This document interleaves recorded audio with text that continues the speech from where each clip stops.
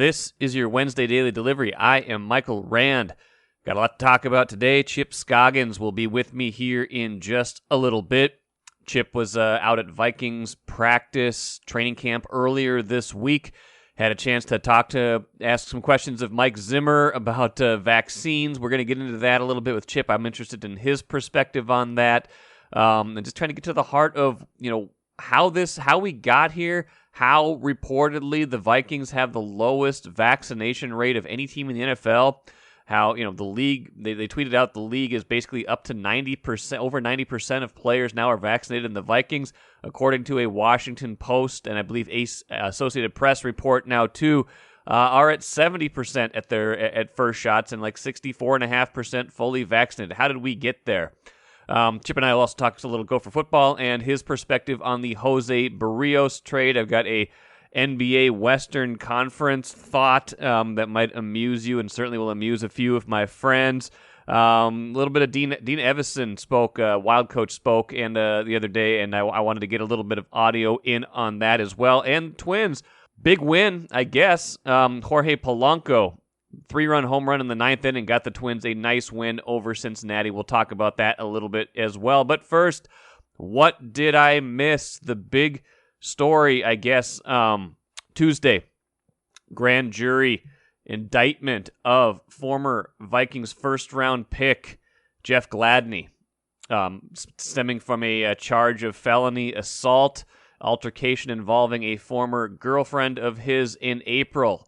Vikings released Jeff Gladney on Tuesday, and rightfully so. If you see some of the allegations in this incident, beyond disturbing. So, we should acknowledge that the Vikings did the right thing in this case. Not a whole lot more to say about it than that. It felt pretty cut and dried, and I want to tread lightly on the football part of it, but I was struck now by this notion that Jeff Gladney was a first-round pick in 2020. The Vikings are not getting a lot of production, or at least the kind of production they would necessarily want from a lot of their recent first-round picks, with one massive exception. We'll get to that too. 2021 first-round pick Christian Darrisaw still sidelined with an injury. And they're hoping to get him back soon, probably taking it slow. But, taking it slow with a rookie isn't necessarily the best formula for that rookie to have an impact. So the longer he is out this season in this camp, the more you wonder how up to speed he's going to be able to be, even when and if he is healthy. Jeff Gladney, of course, a first-round pick last season. Now, Justin Jefferson was also a first-round pick last season, had a massive rookie year. Probably should have been the rookie of the year over Justin Herbert, and is poised to have a even better 2021. So, that's the massive exception I referenced. But Jeff Gladney, first-round pick last year, he's gone off the roster. 2019, Garrett Bradbury, center. Jury's still very much out on him. This is a prove-it year for him. He'll get plenty of opportunities. He's played all 32 games, but the production for the number 18 overall pick still very much in question. 2018 first-round pick Mike Hughes, he's gone too. Corner, all sorts of injury problems. He's gone, dealt away in a kind of a low-leverage minor move this offseason. 2017 didn't have a first-round pick because of the Sam Bradford trade. 2016 was Laquan Treadwell. He is gone as well. So just to point out, and I believe I pointed this out before, that that they've had a bad run here with first-round picks. And again, I want to be clear, I'm not trying to lump Jeff Gladney's situation in with, in terms of seriousness, in terms of someone who just wasn't productive on the field. The Vikings absolutely needed to release him. That said, when you're talking about football equity and what you want to get out of first-round draft picks, that's troubling. That's going to come down the road for a team that needs to hit on first-round picks. Pretty much every team needs to. The Vikings are not sitting in a good spot right now. Really quick, Dean Evison talked for the first time about the Ryan Suter and Zach Parisi buyouts. He spoke with the media on Tuesday. Here is Dean Evison, Wild coach, on whether or not it was a surprise to him. We communicate as an organization, all of us. So nothing was a surprise. But we are going forward. Obviously, this is what we feel as an organization that is going to give us our best opportunity to move forward and ultimately, towards the goal of winning the Stanley Cup. And Ryan and Zach were not only great players for this organization, but great people off the ice and in the community. So, we're going to ask a lot of people to step up in all areas with them being gone. But no, as far as knowing and understanding, we all did right from the get-go. Evison had some other interesting thoughts talking about how that might be a center by committee approach this season again, which I wouldn't love, but hey, he's the coach. If he can mix and match, they'll do their best. And, just talking about how they're starting to figure out line combinations already. Feels like the season just ended for some reason. And here we are thinking about the NHL already once again. I'm Chris Hine, Timberwolves beat writer at the Star Tribune and the first 5-time guest in daily delivery history. Thank you for listening to this podcast. This work is made possible by our Star Tribune subscribers. For unlimited access to the articles mentioned in this podcast, our coverage of Minnesota sports from pros to preps, and even all of Rand's future blog posts about how the Timberwolves should trade for players they will never get, go to startribune.com/subscribe. I'd like to welcome back onto Daily Delivery Chip Scoggins, columnist at the Star Tribune.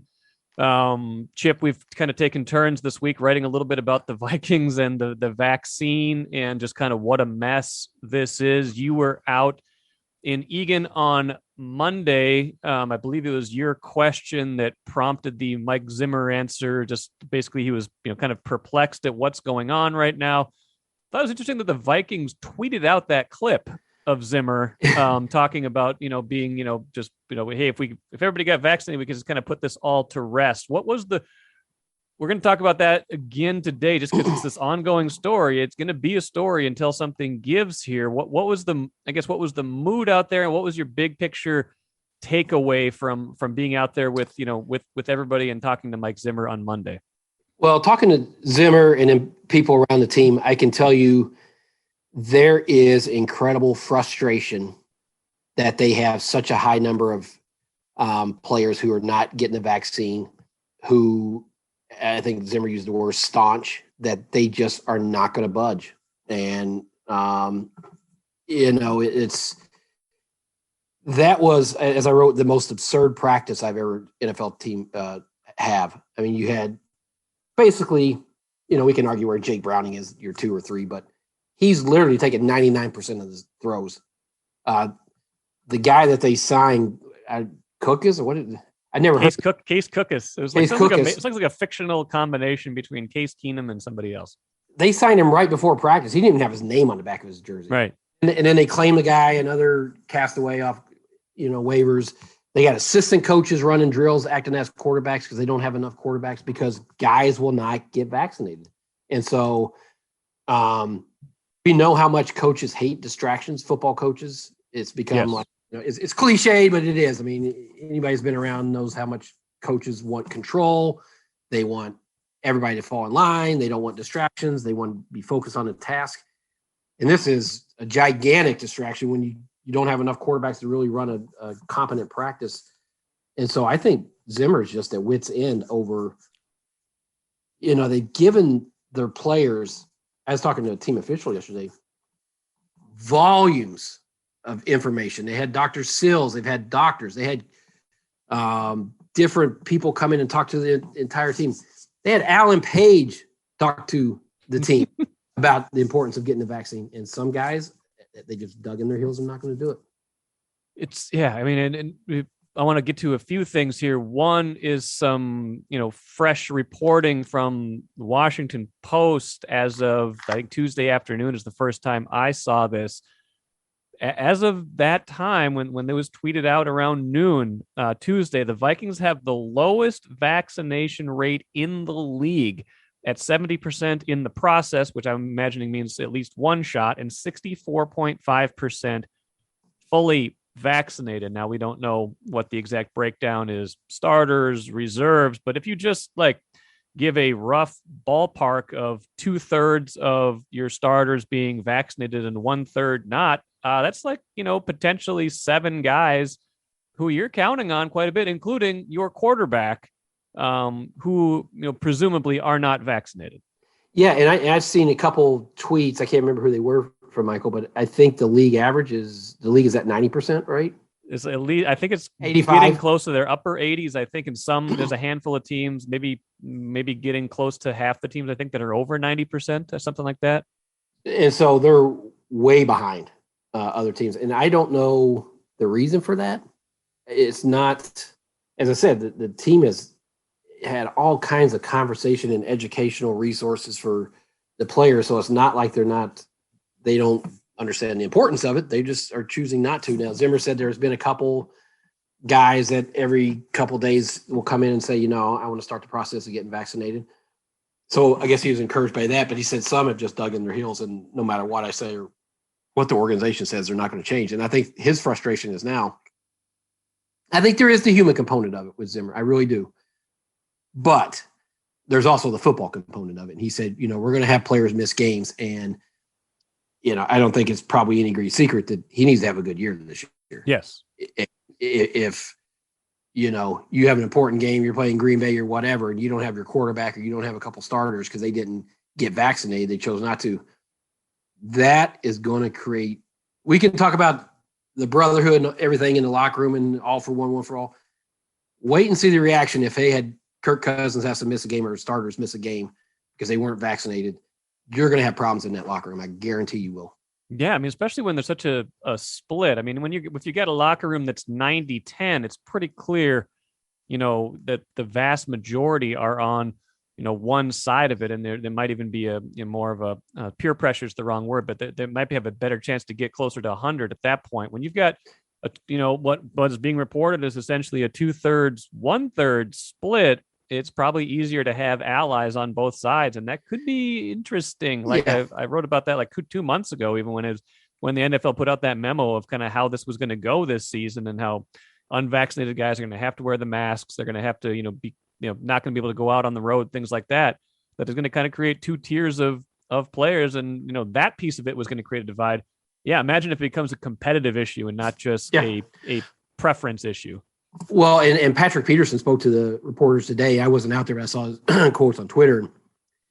His quote was, it is a personal choice, but for him, he feels like he is too important to the team not to get vaccinated. And so it's the football part of it too. Whether however you feel about the vaccine and all that, morally or ethically or whatever, he broke it down as a football thing that his value to this team is such, and he thinks that this is a good team and can be a good team, that he can't afford to miss games because he's on the sideline with, on the COVID list. And so this is a pretty prominent player saying, basically telling other players, hey, we need you. We can't have, because let's be honest, Mike, this is a wasted week of training camp for them.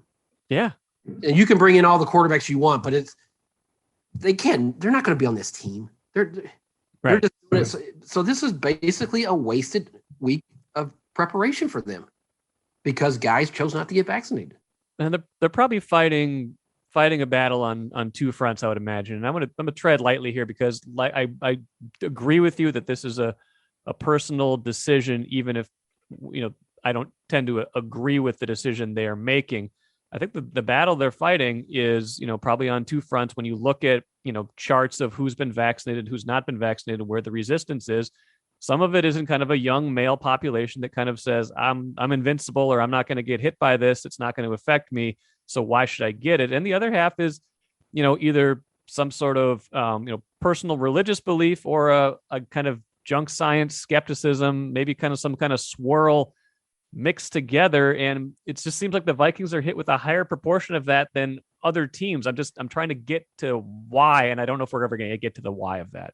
Yeah, my guess is probably the 2 camps. One, I'm a professional athlete. This is not really, if I get it, it's going to be cold or flu, whatever. And 2, and Zimmer referenced this yesterday, which I thought just to me was as much a shot as his players as I've ever heard him say.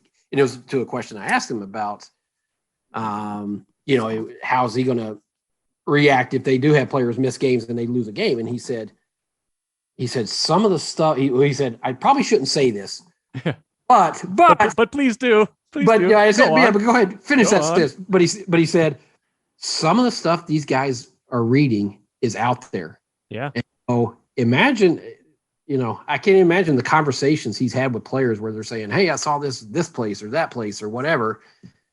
And, but publicly, he's basically saying these guys are following a bunch of nonsense. Right. What are you saying about his players? So it'll be interesting to see. I would love to know privately what those players feel about their head coach being this frontal about them doing it. And I don't think he cares. He clearly, No. I mean, Zimmer does not care. He's angry and he's going to say whatever he wants to say. But to me, that was a pretty damning thing he said about his players because I followed up. I was like, is it misinformation? He said, well, I don't say if it's misinformation. It's their beliefs. This is what they believe and they're not going to change it. But I think Mark Wilf, the owner, spoke to reporters today in a kind of a roundtable, and I just saw a quote. Someone tweeted that about their low rate of vaccine. He said they're very concerned. So this is not just Mike Zimmer. I can tell you all to the highest levels. Yes. And in private conversations I had with people yesterday, they are annoyed and frustrated by this and concerned. Couple more things on this front, then I want to hit you up on a Twins thing because you wrote about Jose Berrios over the weekend, and a Gophers thing because you were out at that access on Tuesday, and that camp begins here in just a couple of days. One being Mike Zimmer seems like an unlikely vaccine ally just on the surface. If you want to play stereotypes, if you want to play the percentages, Zimmer definitely skews a little bit more on the right side of the political spectrum. Do you think he is, more motivated by this is just common sense, get the vaccine, or is this a football coach talking? Yeah, I mean, I hesitate to get inside his mind. Yeah. I don't want to miscast what it is. And as I said earlier, it's probably a little bit of both. Probably, hey, I want to, because he's mentioned the Delta variant and how, the cases are rising again. And it probably is, the compassionate part of it, like, hey, let's take care of each other. But there's also a football component to this, and that, they can't afford to lose games because guys are sitting out on a COVID list when you can get a vaccine. And they went through that last year, right? Where guys missed. Adam Thielen missed a game. Guys miss games. Well, they have more control over that this year. And for guys who are choosing not to, and I wrote this in my columns, like, he might be coaching for his job this year. Yeah. Rick Spielman might need a playoff berth to, convince the Wilfs to keep going forward. And their quarterback is, can't practice this week. And if he doesn't get vaccinated, runs the risk of, being sidelined. And so I think you'd be naive to say it wasn't both of those factors why Zimmer's been so outspoken about it. But the percentage of it, that would be getting in his head. And I don't think I could do that. Yeah. He is a new grandpa too. I wonder if that, that changes your perspective on some things too. I don't want to get too far in his head. That's definitely fair. Last piece of this, how much of this do you think, I go back and forth on how much of this is paranoia and how much of this has a real chance of disrupting the season. The specter of it is enough. You're not going to know week to week who's going to possibly be available. I'm just wondering, what do you think are the chances that they're going to be missing some of these important guys for games during the season, or at least a game? Well, if this percentage is right, and it doesn't change much what we said from the Washington Post, and there's no reason to believe that they're putting out bad information, I think there's a pretty high percentage because you have a large number. Yesterday, Zimmer, his quote was, we have quite a few players. He didn't say what percentage or whatever that was, but so it's not one or two. It's not three or four. No. Tells me it's quite a few. And so that raises the possibility that and he said, we're going to have players miss games. That's just his expectation. And is it your starting quarterback? That's not going to be good. I mean, we all love Jake Browning and what he did Saturday night with no pads on, but he has no experience. And so Yeah, I think you have to, if that number doesn't change and go up considerably, they're going to have to brace for the fact that they're going to have some starters miss games.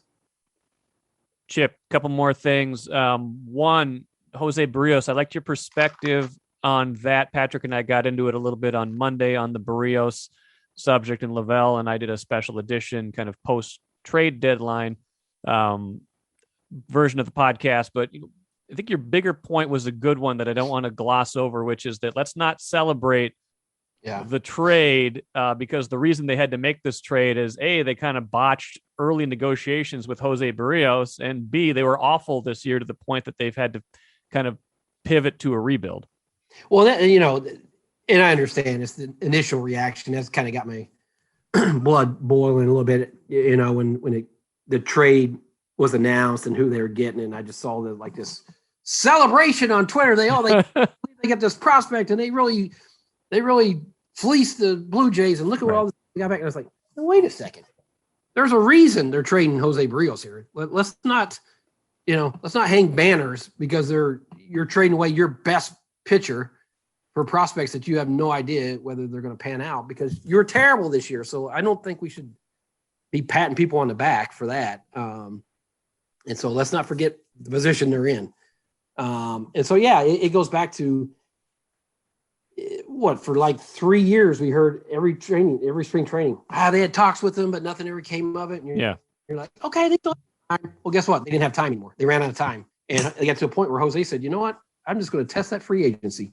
And then they were stuck. And it's like, oh, well, I guess we better trade him. We didn't get anything done. So you weren't good enough on the front end to lock him into the deal. And then it forced your hand because you waited so long. And then you're terrible this year. So you felt like, okay, let's start over. And they're not going to say this is a rebuild and we're tearing it down, but come on. It is what it is. I mean, it is.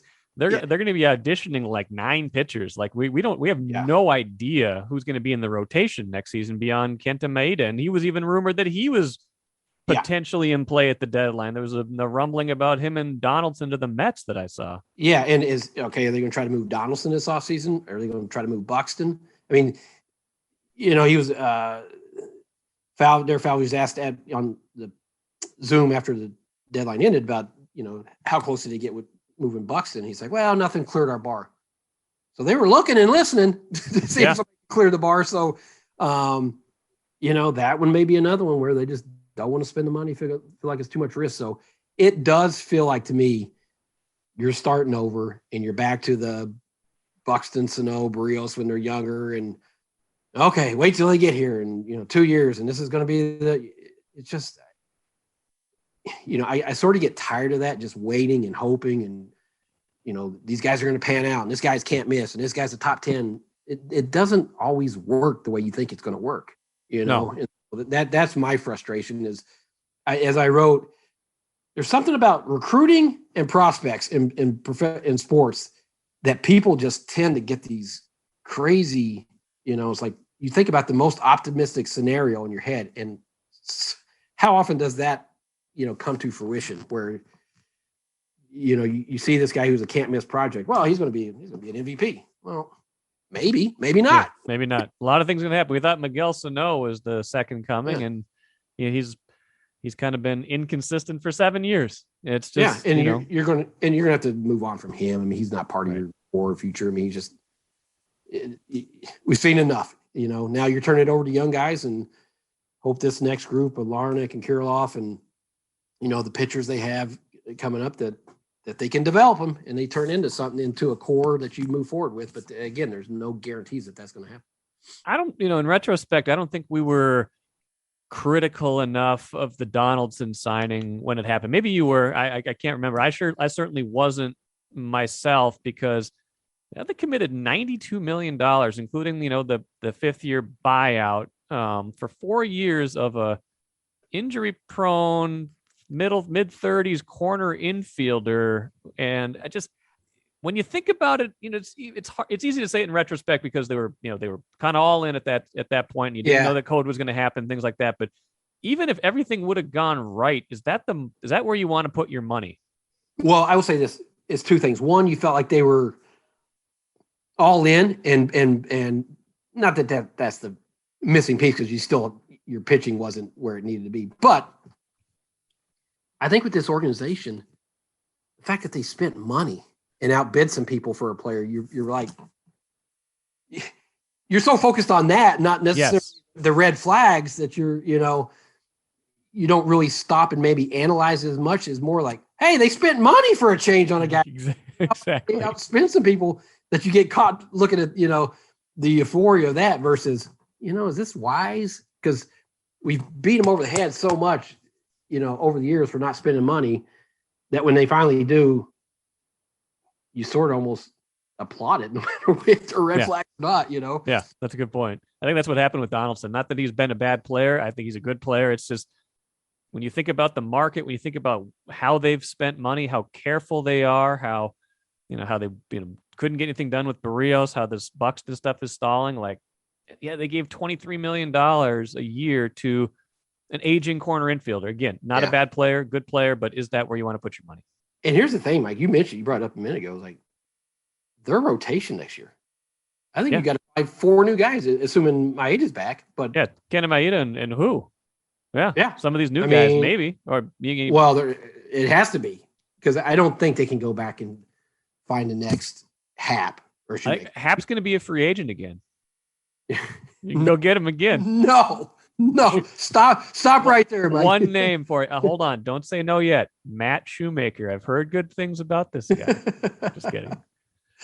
Now you're right. It's going to be completely rebuilt, and it's going to be probably. I'd imagine the last month of this season is going to be an early audition to see who might be some front runners in camp. And it's not like they don't have arms, but a lot of them are unproven and or have been injured this year. And they're hopefully when you kind of get 2020 in the rear view a little bit more, and they're not so worried about the innings that were missed that year and things like that, you can start to really get a look at these guys. But yeah, it's going to be a big unknown next year. Is this who's ready? Well, that's the thing. Some of these young guys, it's like, hey man, here's your opportunity.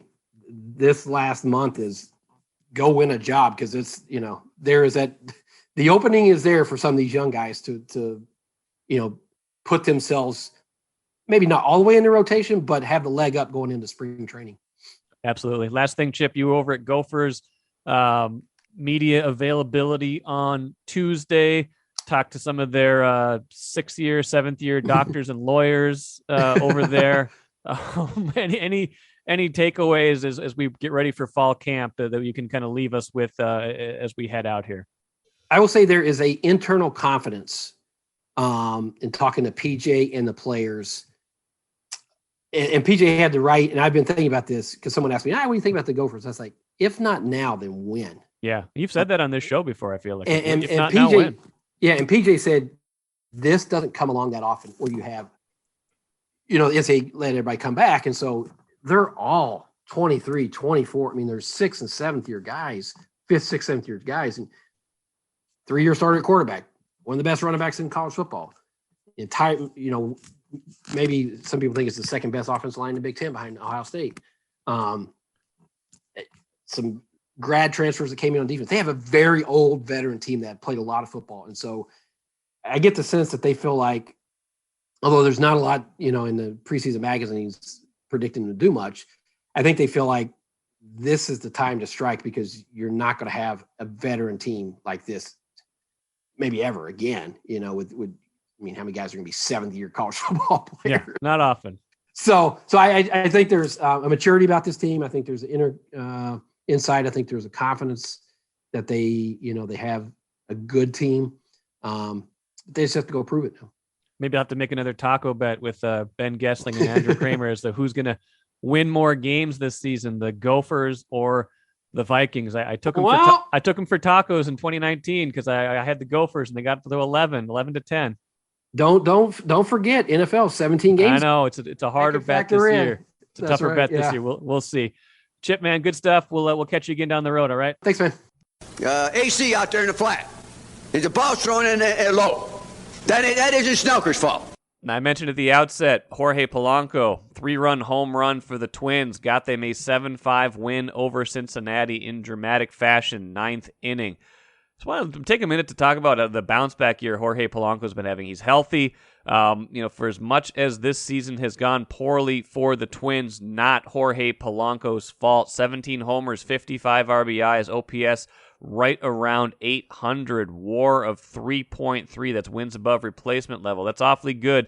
Awfully good counting stats. Awfully good on the Twins right now. 62 runs scored in 99 games. Reestablishing himself really as a part of this core, and it'd be interesting to see what position he plays next year too. With Andrelton Simmons on a 1-year contract, does he go back to short? Does he go back to second? Is he a long-term part of this franchise? You would think so, based on how he's performed this year. But we'll see. At least, at the very least, for the Twins, they have seen the Jorge Polanco that they want to see all the time. And finally, the cooler, Mark Stein, had a tweet on Tuesday that caught my eye because my pet project for a long time has been trying to figure out a way to get the Timberwolves to the Eastern Conference, which has been the lesser of the conference. Makes more sense geographically, at least to me. Mark Stein, though, tweeting, injuries obviously factor in with Kawhi Leonard and Jamal Murray poised to miss most or all of next season, but the East's top 8 should really pack more quality than the West's in 21-22 for the first time since ... So like I always say, keep the Wolves in the Western Conference if you want them to make the playoffs right now. That one is a inside joke for some of my good friends. That'll do it for today. Intern Christina Long takes over the show Thursday and Friday. She's got some good stuff coming up for you. I believe she's going to talk to Kayla McBride from the Lynx. I think she'll have some Gopher football talk and maybe even some Gopher women's golf talk as well. Thanks for joining me here today. I'm Michael Rand. We'll catch you again on Monday, but please do listen to Christina on Thursday and Friday.